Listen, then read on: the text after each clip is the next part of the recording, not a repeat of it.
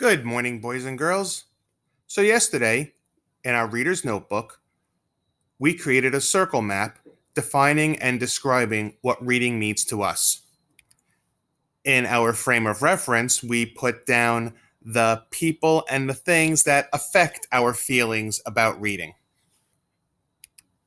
Then we did a little free writing, and I asked you to think about your history, your relationship with reading, and think about who taught you how to read, how you used to feel about reading, what were your favorite books growing up, and to tell little stories.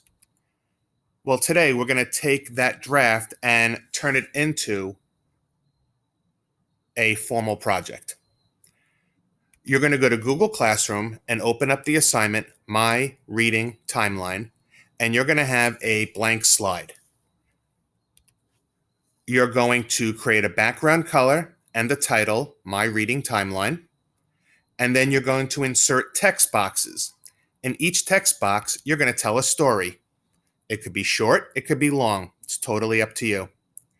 My earliest memory regarding reading was my mom bringing me to the public library, I was 4 or 5, to teach me to read. I remember tracing the sentences with my fingers and slowly pronouncing the words aloud. The. In elementary school, we used to buy books through the teacher, Scholastic Books. My mom always let me buy the books. I would read them once and then draw on them. She'd get so mad I would ruin nice things. I think this is why today I get angry when kids draw in books. One book, which I still have, The Top of the Pizzas, was about an ogre who was too ugly to be around people, but could make great pizza. He gets fired from his job, but gets another one at the top of a building that has gargoyles. He fits in at this tourist attraction and has differences that are then celebrated rather than feared. I'm sure there's a deep, or not so deep, psychological reason why I still have this book 40 years later.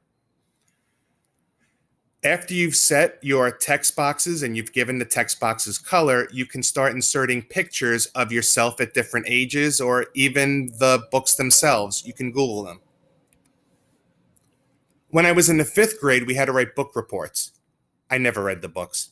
Instead, I would copy the summary off the book jacket, and because I could draw, I would create a nice report cover and get partial credit. I always said that I hated to read.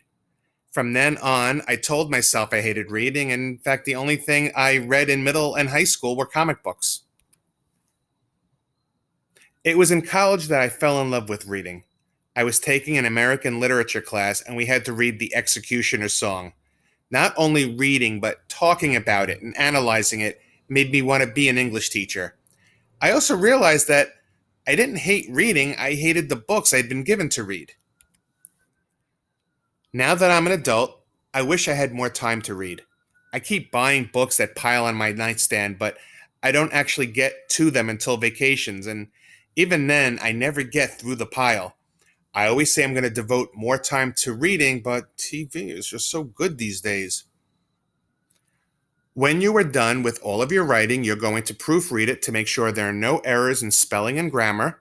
You're going to move around the boxes and play around with the sizes and the fonts and make sure that you don't have any wasted space and you don't have everything too crowded together.